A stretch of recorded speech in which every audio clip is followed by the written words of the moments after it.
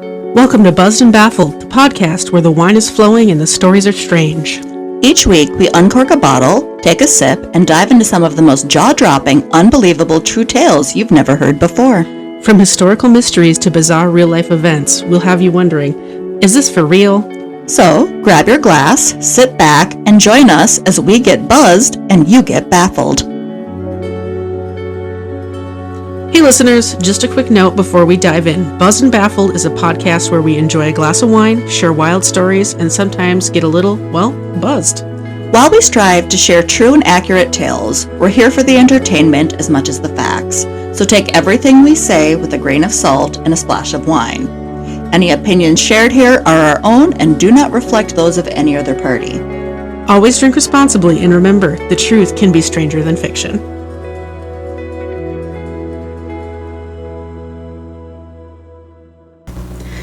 We're back. Back on schedule, at least for a few weeks. Yeah. And by we literally mean 2 weeks, yeah.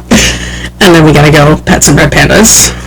I'm not gonna miss petting red pandas. I'm very excited. Yeah. So we'll record a double episode next week, but we'll release on schedule for our many rabid fans. I have a real banger coming up next week. I can't help it. So yeah, it's gonna be something. There's a timeline. There's maps. There's so many photos. So it's gonna be like the Bernie one with timelines and. I made a much better timeline. This one I made in Canva, so it's like professional. It's not just me writing down. Or me writing on our whiteboard because your left knee kept like erasing it. As I'm writing. Yep. So before we get into this, first let's talk about our wine. Yeah, so because our country today is Australia. Yep, our story comes from Australia. And I know you had a hard time finding you could find New Zealand wine. Yeah, for lots of New Zealand wine. And, to be real, I only looked at Econo for this. I didn't spend. Are you saying you didn't hunt to the ends of the earth looking for wine? But I did find this because I was in Econo, and I was like, what are some Australian wines? Because I didn't want Yellowtail. Because nobody wants Yellowtail. And there was, 3 brands that were Australian wines you can get. This was one of them. The bottle was I think it was $8 or $9, but it was on sale. Mm-hmm. So, take it away. So, I'm glad this is in English. It is Jacob's Creek.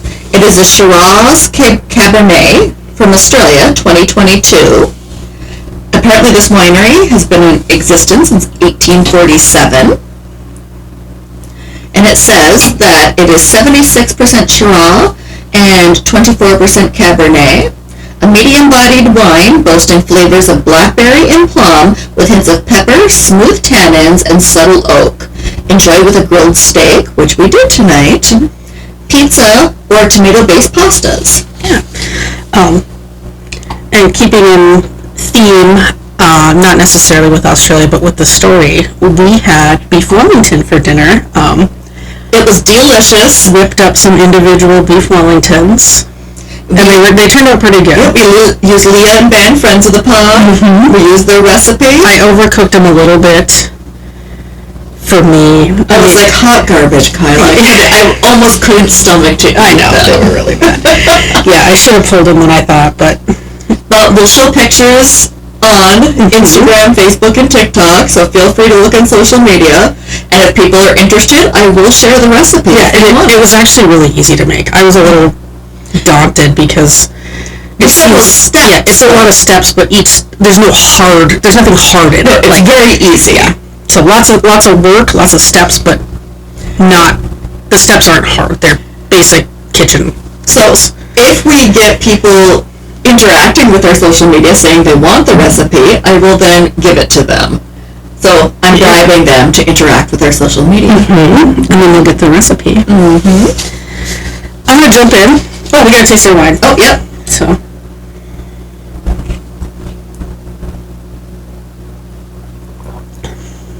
Oh, that's okay.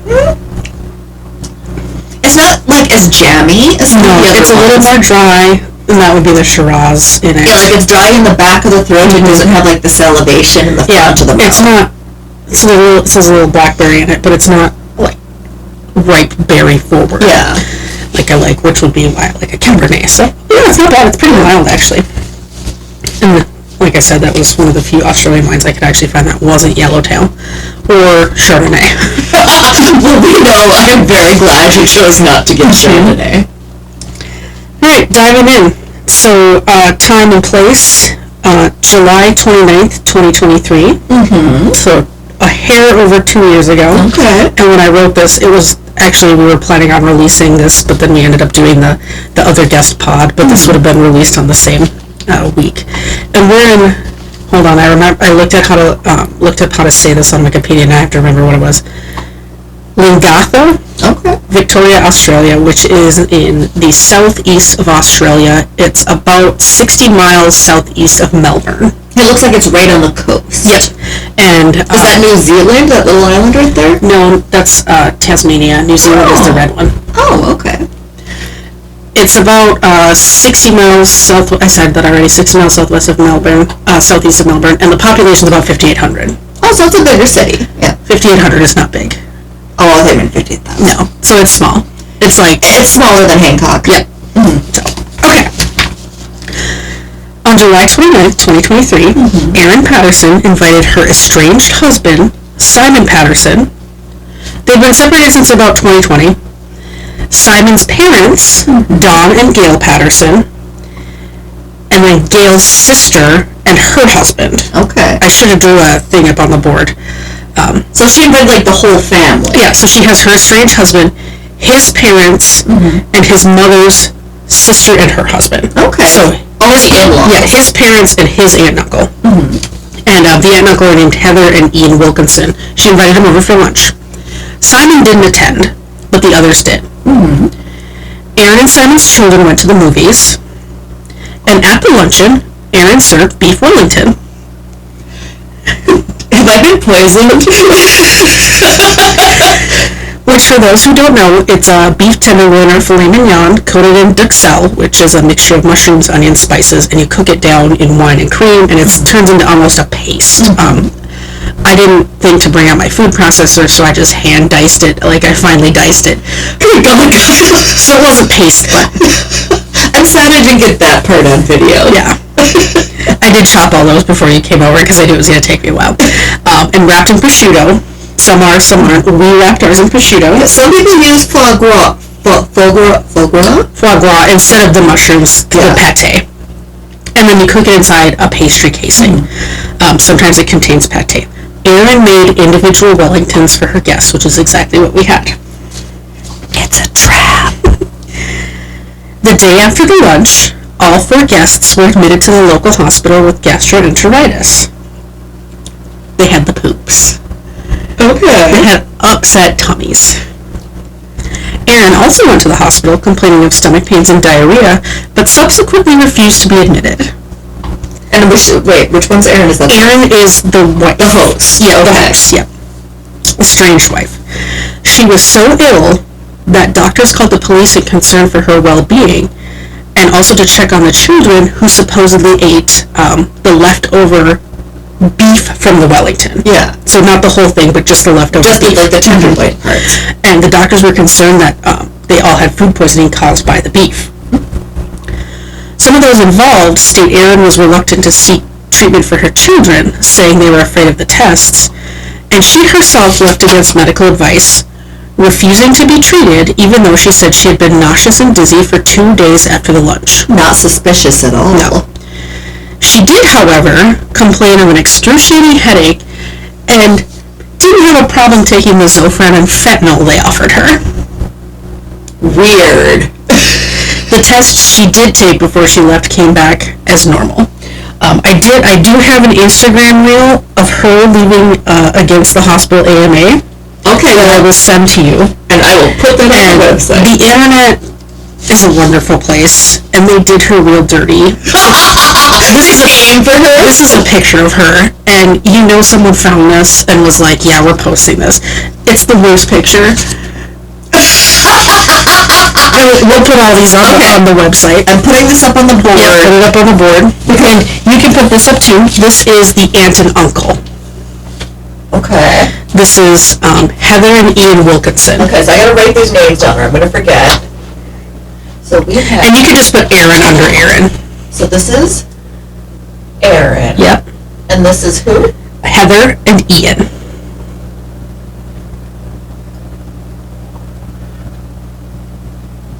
Yep. Okay. And I didn't find pictures of Simon or his parents. Actually, I also didn't really look that hard. There was probably some, but I grabbed some of the first pictures I I will say that is not the most flattering picture. No, it's a terrible picture. And if they ever make a documentary about me and you let them use a picture that looks like that, I will haunt you. I know. So we're going to post that because it's a gem. Like, I don't even know how this escaped the clutches of, like, why she'd be like, yeah, go ahead and post that. On August 4th, 2023, 5 days after the lunch, Gail Patterson, which is her mother-in-law, yep, okay, and her sister Heather Wilkinson, died of multi-organ failure. The next day, Don Patterson died as well, which is her father-in-law. Okay. Despite receiving a liver transplant. Like, in the middle of receiving a liver transplant, or? He had a liver transplant trying to treat. Jesus! So they're like, all your organs are failing, we have to track. And I have a note here that's like, wow to the Australian healthcare for a quick turnaround on a liver transplant. Like, I was like 5 days ago, already got a liver transplant. Ian Wilkinson did not die. He was hospitalized for 7 weeks and also received a liver transplant. Jesus.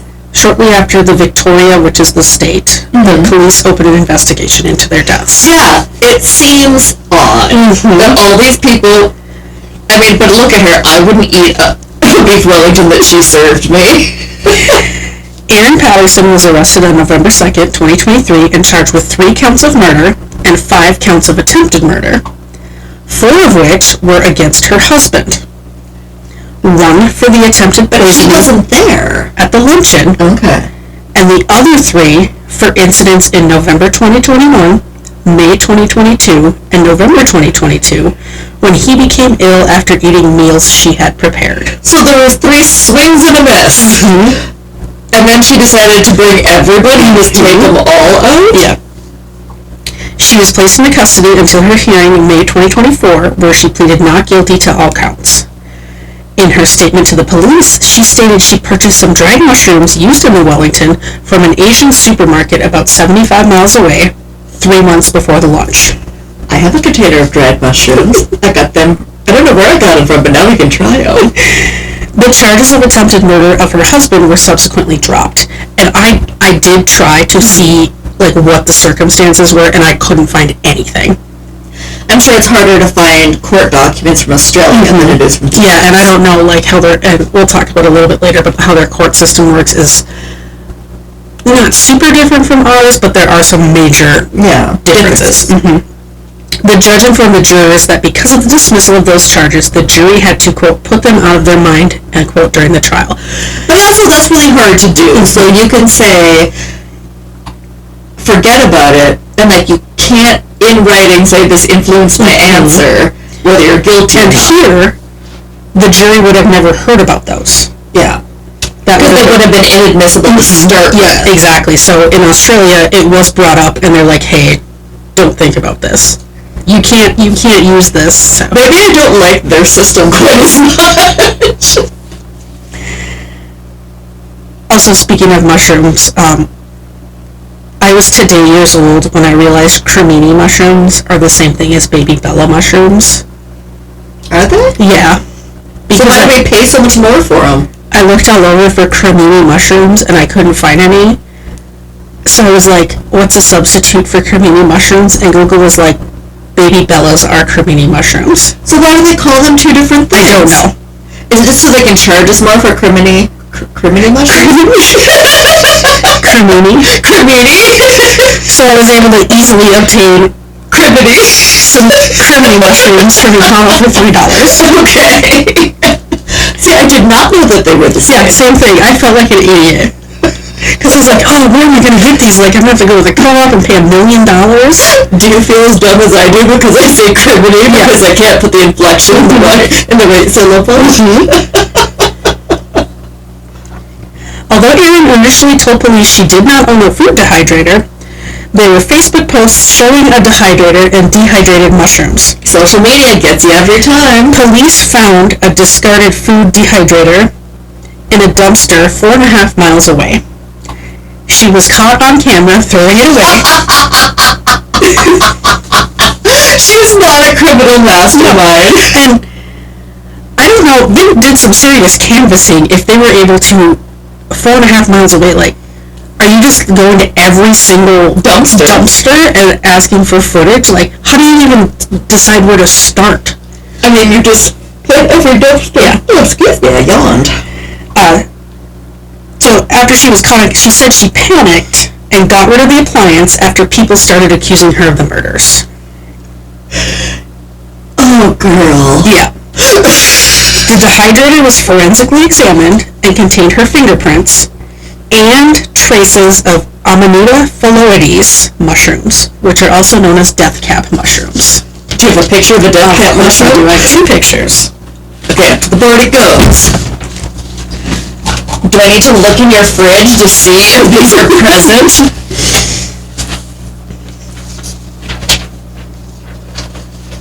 And they don't look like they'd be terrible. No, they're not.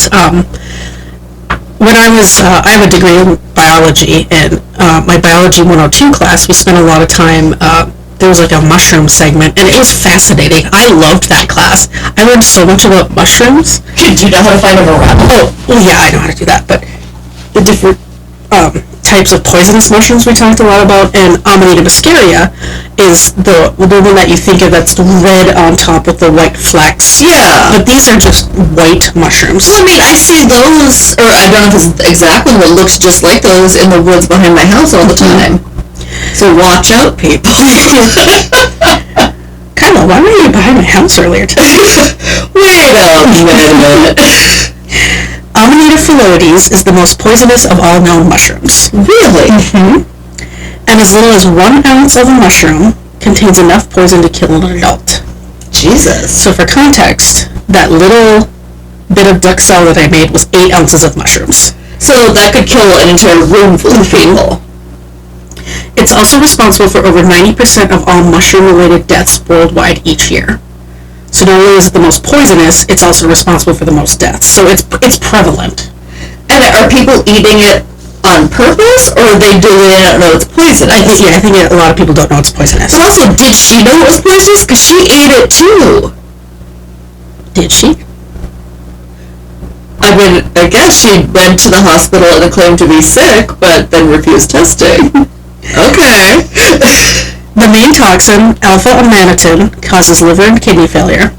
Once the liver cells uptake the toxin, it causes cytolysis of the hepatocytes, and I know that was a bunch of words for you, so I have a definition here. Basically, your liver cells start to burst. The mortality rate of alpha-amanitin is 10 to 30%, and there is no antidote. Are they able to screen for that to be like, did this person eat this? Yes. Okay. So there is testing. Most symptoms take 10 to 24 hours to appear, making diagnosis and treatment difficult due to the long delay because the damage is being done before you're even Before you get sick. Things are exploding, then you're sick. Cramps and diarrhea are the first symptoms, but they usually subside, commonly leading to further delays in seeking treatment. So you think you just ate something bad. Like, I have the poops, but now I'm better, so I'm just not going to worry about it. I took some Imodium, and now I'm fine.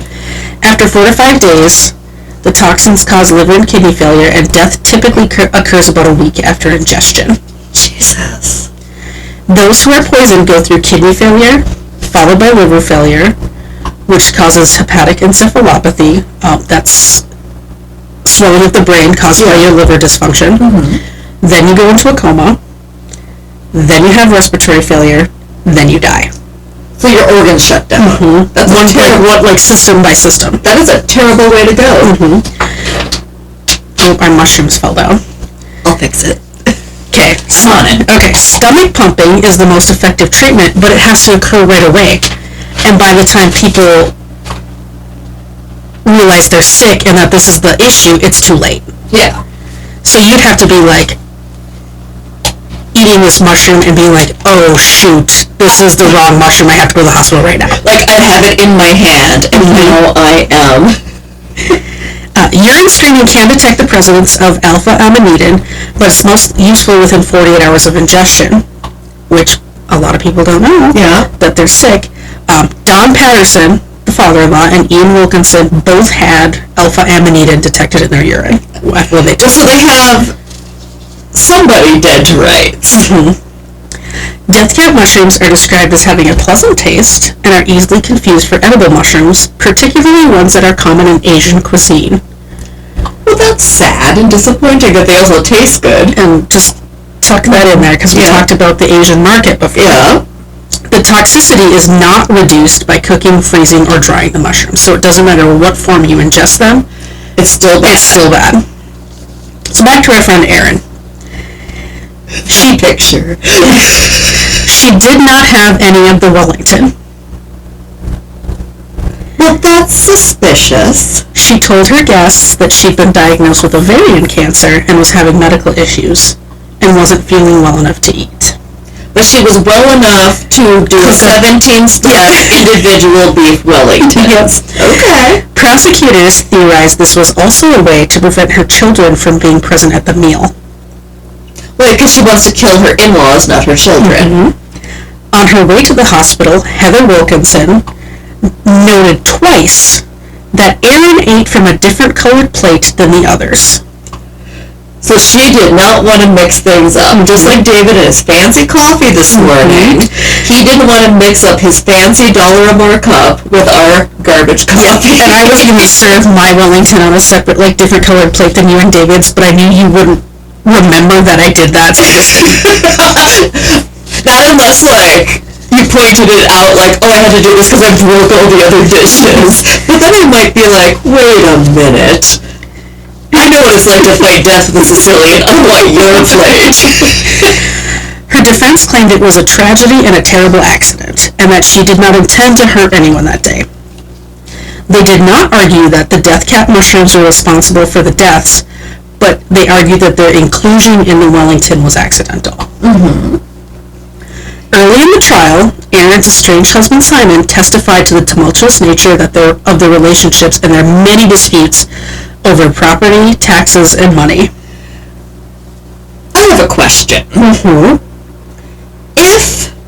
So they're already divorced. They're not in the middle of a divorce. No, they're not. They're separated. Okay, so you're in the middle of divorcing this woman, and it's very contentious. Why would you repeatedly go to her house to eat after you get sick, not just the first time, not just the second time, but also the third time? Yeah. It's especially kind of stupid. And I don't know what the Australian divorce laws are. Maybe it's possible that it's extremely difficult to get divorced there, and it's easier to just be separated. I don't know. If anybody knows, let us know online, because it can't be that hard to get divorced, but it's easier just to poison somebody. He also testified that while the couple had several mismatched plates, there was one brightly colored plate that their daughter had made. He believes this was how she ensured she did not cross-contaminate her own meal. He also noted that she had a history of leaving hospitals against medical advice. How often is she going to the hospital that she has a history of leaving against medical advice? That lady's in the hospital all the time. I'm sick, give me attention. She had Munchausen's or something. She's got something. I'm completely diagnosing her based on this one horrible picture of her on the internet. But when you see it, you'll be like, oh yeah, you're totally right. There's definitely something wrong in the noggin. She poisoned people. You don't do that when you're normal. Yeah. Because she does not have the look of a skilled hitman. No. Nope, she sure doesn't. And I can't wait for all of you to go look at this picture, because it's truly an awful picture. And I was like, this bitch deserves it, so I'm going to continue to spread this through the world. I want to know who took that picture, because they deserve an award. During the trial, there was also testimony given by some members of the Facebook group where she posted photos of her food dehydrator and her mushrooms. Nothing like leaving a trail of evidence. And I think, and some of the sources were a little unclear, some of them were contradictory, so I tried to kind of figure out what was the actual truth. I think this was possibly a Facebook group about mushroom foraging. Okay, well that would make sense. I think that's kind of what this group was. But that also means she was in a Facebook group about mushroom foraging. They also noted that 2 weeks before the lunch, she asked them for a recipe for Beef Wellington. Mm-hmm. And as a side note, I don't think I have it later in the story, so I'll just tell you right now. The woman who created that recipe and posted it on the internet on her blog or whatever was like horrified that this was. She's like, that was not what I meant for to happen. And I can't remember if people were giving her grief about it or if she was just like, okay, it's not that woman's fault. If she posted, like, if I post my Beef Wellington recipe and one of you listeners murders your family with it, that is not my fault. Nowhere in there do I say 2 ounces of death cat mushrooms, double if there's more than 4 people. Ian Wilkinson, the sole survivor of the incident, recalled that Erin was hesitant to let Heather and Gail, the aunt and mother of her husband, look around the pantry or help them plate the Wellington. Which is a little bit different because I did ask you for a little bit of help while I was... I would like... You didn't touch the mushrooms, though. I ate some of the mushrooms. I would like to note that Kyla plated my Beef Wellington tonight. So, we'll see what happens. That was definitely on purpose. I don't know which one I got. Yeah, I definitely purposely pulled them off the pan and put them each on individual plates. So I'm glad you noticed. I was like, wait a minute. I also gave you the prettiest one, so I think you're going to take pictures of it. She knows me so well. He also testified that Erin did eat off of an orange-colored plate, which corroborates the husband having mismatched plates and Ian's wife, who on her way to the hospital said twice that she ate off of a different colored plate, which was orange. The other guests had gray plates. Okay. There were no gray plates found in the police search of Erin's home. So she got rid of... But also, if you wash them, the evidence is gone. Right. And I don't know if she got rid of them or if he was misremembering, because, I mean, the man had a liver transplant, he was in the hospital, so, like, he nearly died, so it's possible he was misremembering. I will say, though, if more than one person saw that there were gray plates, I do think it's highly likely, because if you can corroborate that...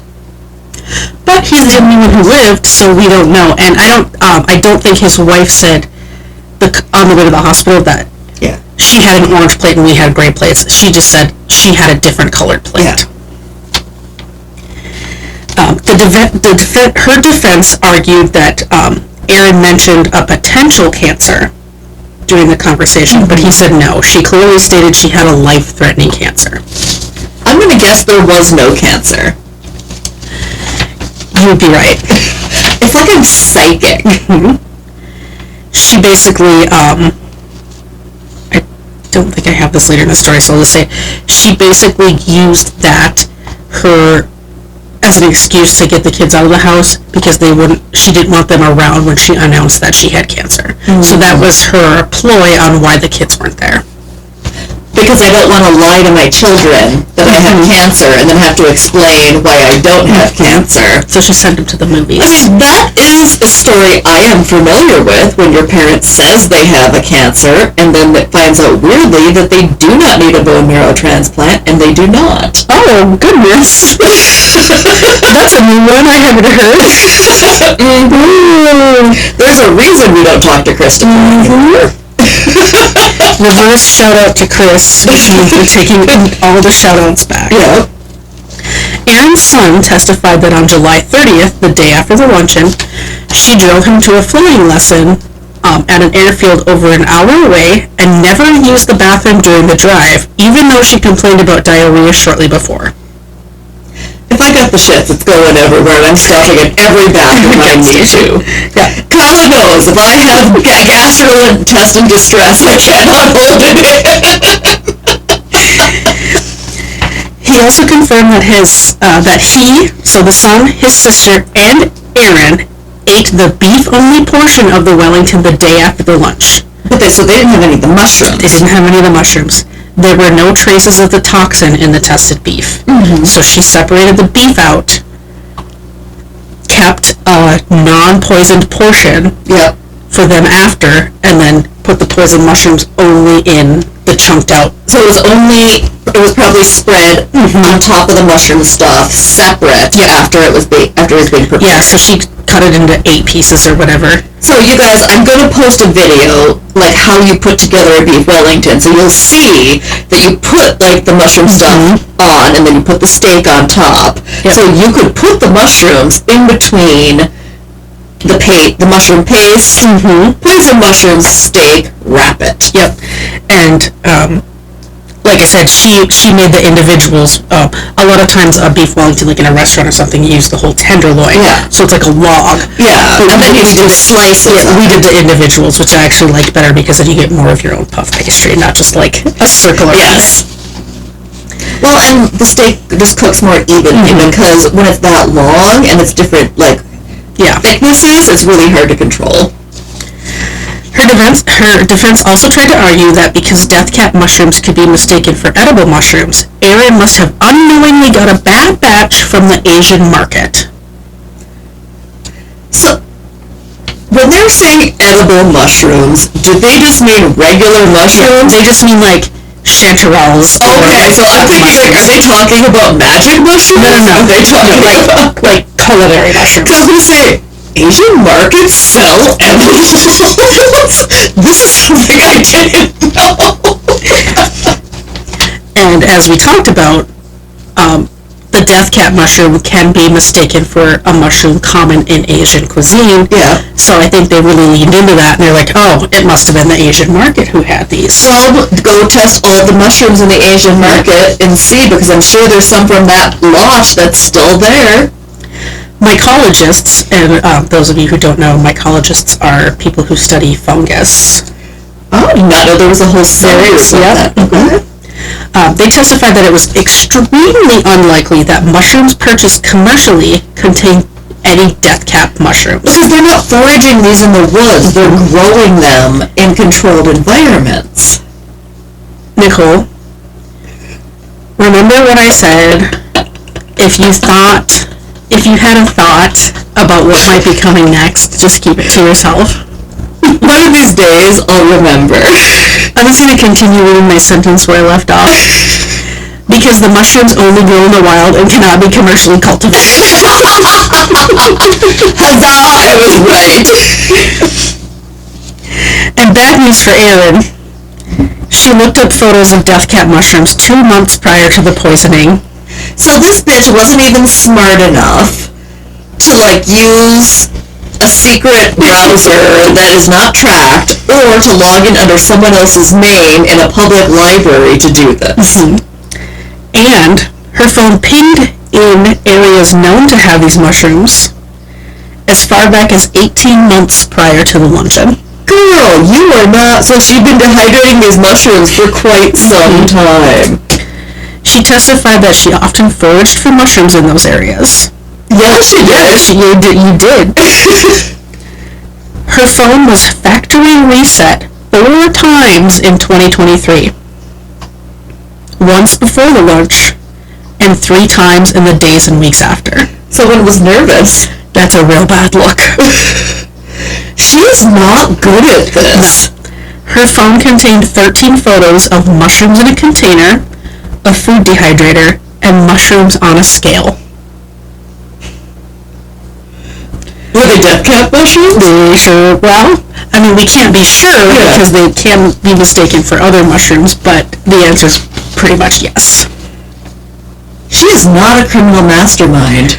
Not at all. Well, look at her. I mean, that's... Also, like, why would you go to eat at her house? She looks like she has dog hair in her food. Oh, yeah. She's not, like, gross. Yeah, that's...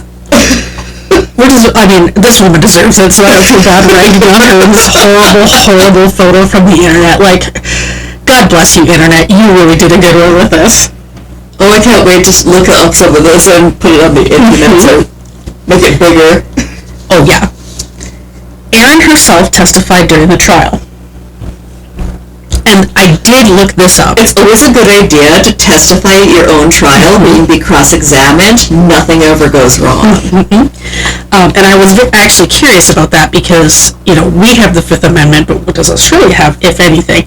And they do have, and I can't remember what it was called. I wrote this a while ago.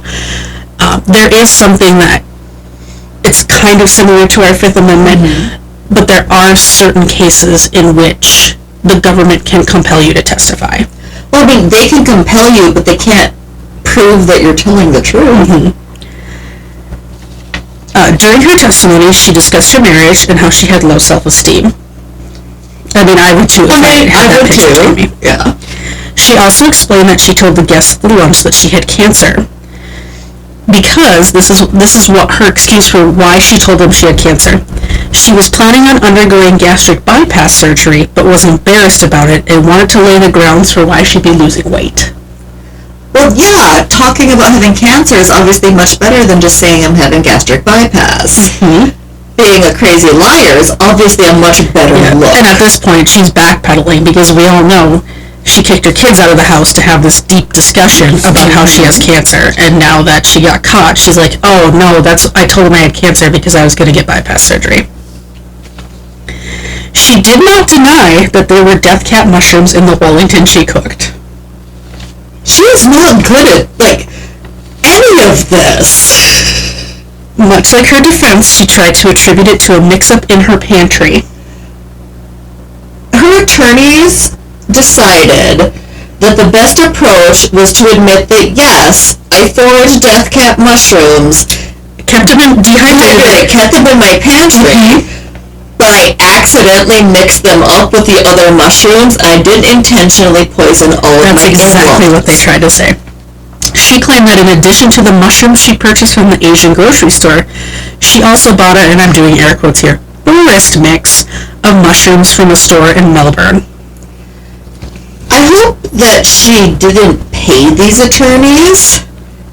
And I hope they weren't court appointed. I'm hoping they were interns. I have no idea. At a local law university, at a junior college or something. Actually, no. This is where this whole story came about. It was a CNN article that I read 3 weeks before I wrote this story, and her attorneys were high level. So there's levels of attorneys, and they wear those goofy wigs. Do they wear the wigs in Australia? They do, but you get the wig if you're a higher level, you've been, I don't know, seasoned or whatever. So it's something if you're a regular attorney, a solicitor. Yeah, if you're an entry level or general attorney. If your first year, you just wear those, but then you get extra letters after your name, and you get to wear the wig and the black robe. The big black graduation robe that we all wear. And I do remember when I was reading this story, she had a team of 3 attorneys. At least one had the wig and the black robe. I think 2 of the 3 did. And this was the best defense they could come up with? If they're seasoned and they're criminal law attorneys and they're well guys, this is our best bet. They're we're just going to have to throw it at the wall and see what sticks. We're just going to say our defense is stupidity. She changed her story several times about where she bought the mushrooms on the stand throughout the investigation. Okay. Every time she was telling something different. She also gave many inconsistent statements regarding her health and whether or not she told her guests at the lunch that she had cancer. So she can't even keep track of her own lies because she's lying to make up for her lies. So she's in pathological lies. She's in lying inception. Yes. And she doesn't know what's happening anymore because she's in a dream inside a dream inside a dream. She lost track, so she lied to them, but now she has to make up a lie about why she told that lie. Yeah. And she can't keep it straight. In Australia, after both sides do their presentations, it's not presentations, but their cross-examination. Cross-examination, yeah. Sorry, Lauren and Brittany, that I call it a presentation. After they do their PowerPoints. Hey, Lauren, how did your presentation go today? The judges present a summary of both the prosecution and defense's main points as part of jury instructions, which is completely different than what we do. Our judges are basically, not basically, I'm not saying that, but they're essentially a referee to make sure that the proceedings are fair. They don't actually take part in the trial itself. What you present to me, I'll make a call. But in Australia, they basically recap and do Cliff's Notes. Oh. As part of the jury instructions. So jury instructions can take days. I bet you Brittany's real glad that she doesn't have to do that. And I thought that was actually really, really interesting.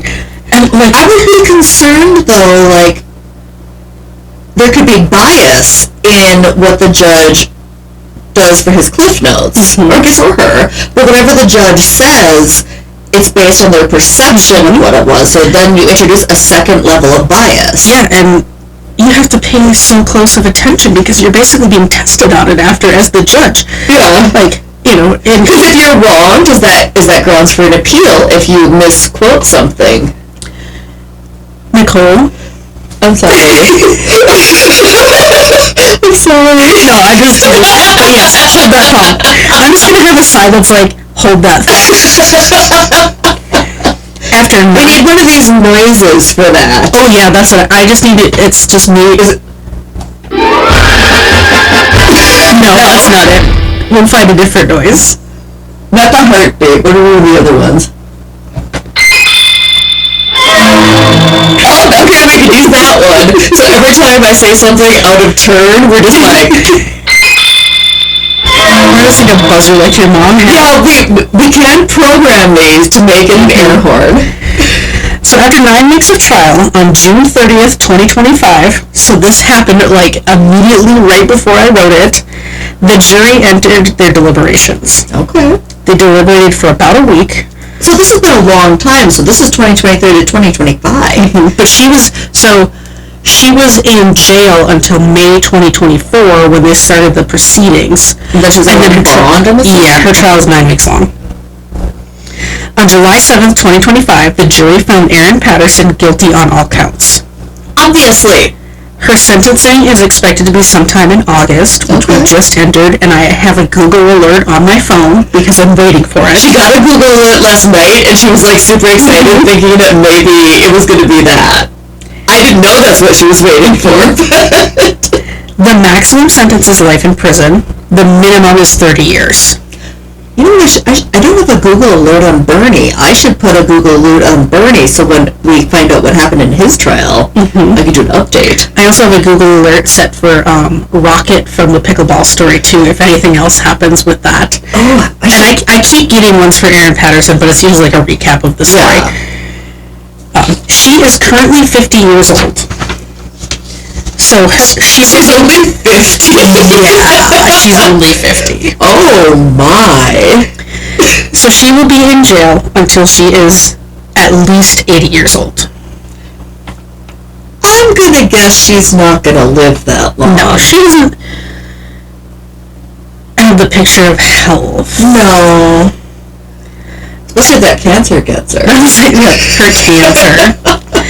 Sorry, I showed you about cancer, guys. It's actually... She doesn't really have it. She doesn't have it. After sentencing, her defense team will have 28 days to submit an appeal of either the conviction or the sentencing. Okay, so the conviction being how did the judge recap everything. And so I think you would appeal that before the sentencing. That's what I think. But you only get to pick one, I think. Oh, so you if one doesn't work, then go to the other one. If they appeal the verdict, they could argue that there was an error in the way the judge summarized the case to the jury, or that, this is a quote, no jury properly instructed could have reached that particular verdict, end quote. So they're basically saying the judge told them something wrong in his summation. I mean, I didn't even hear all the evidence or the jury. I'm like, guilty! Guilty as sin!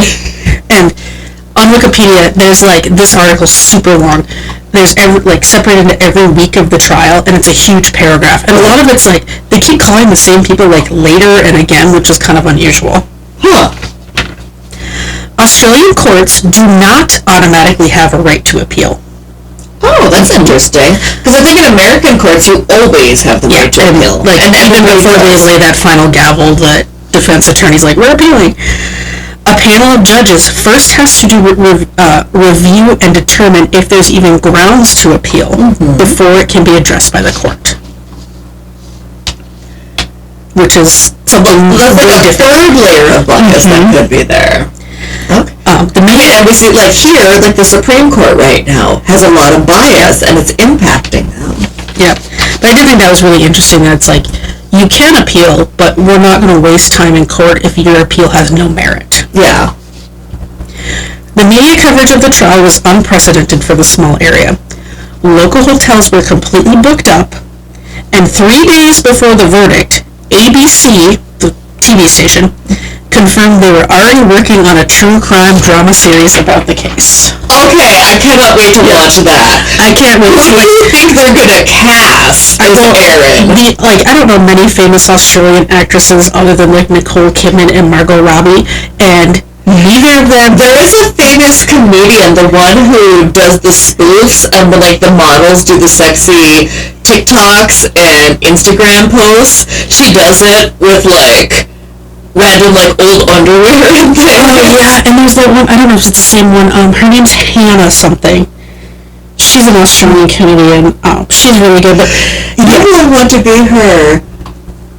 The lady with the dogs from Bridesmaids. Oh, Melissa McCarthy. Yeah, this could be a Melissa McCarthy scenario. Melissa McCarthy to be her. Yeah, because if either Nicole Kidman or Margot Robbie were to play her, this would be a real Charlize Theron in Monster scenario. Well, also, Margot Robbie did a kick-ass job playing Tonya Harding. Oh, yeah, she did. And if you think about, the one where Renee Zellweger was that mother from Minnesota who murdered people, that was outside of what you normally see, and it was amazing. Yep. I think I want Margot Robbie to do it. Yeah, she'd have to put on a bunch of weight. Or put on a fat suit. Yeah, but she'd probably get, Best Actress. Also, shout out to Charlize Theron for her Charlize. You also said a loot earlier instead of alert, and I let it go, but now since you made fun of me, I'm making fun of you. That's fine. My Google alert. I very rarely get to make fun of you for pronunciations. But we'll keep you updated. Like I said, my Google alert comes every day, and I'm just keep waiting. So I am going to later. I'm going to add some Google alerts for, Bernie, and I'll have to look back to my other episodes and see which ones I could potentially get more alerts on. Yeah. So this is something super topical, still going on right now. The trial just ended, and even the crime was only 2 years ago. Yeah. So not like my 1500s. So, if I don't show up for the pod next week, it's because Kyla murdered me tonight. I ate the same mushrooms you did. You watched me put them together. The only one I marked separate was for David. That is true. And that doesn't affect the pod, so that doesn't matter. And for clarification, I marked his separate because he didn't want prosciutto in it. So the prosciutto is what I need to look out for. Well, I also ate the prosciutto, so if we get gastrointestinal distress, we're both in trouble. We're going to be doing George and be like, we have death cat mushroom poisoning, and they're like, what the hell are you talking about? We don't have those kind of tests. I will pull out my laptop and make them listen to this recording. I'll put the hardcover or the hard copy photos of the mushrooms I have. But we have to bring the other two also to show this is going to be us. But we'll post the photos. You guys gotta look at this horrible picture. It's the only one I printed because, let's be real, it's the only one that matters.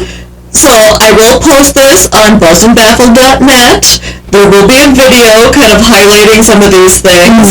I'm also going to post videos about us making our own Beef Wellingtons. Yep, and we'll put up we'll see if we can put up her leaving AMA from the hospital. Yeah, because I randomly came across it on Instagram, and I was like, oh, I'm going to save this for the pod. I can totally add that. I don't know how I'm going to do it, but I can totally add it. Yeah, you might just have to, share it from the account. But I can either share it, or you can sometimes download things on the internet, through different apps and stuff. Yeah, I'll figure it out. You'll hyperfixate on it till you get it figured out, so I have no doubts about that.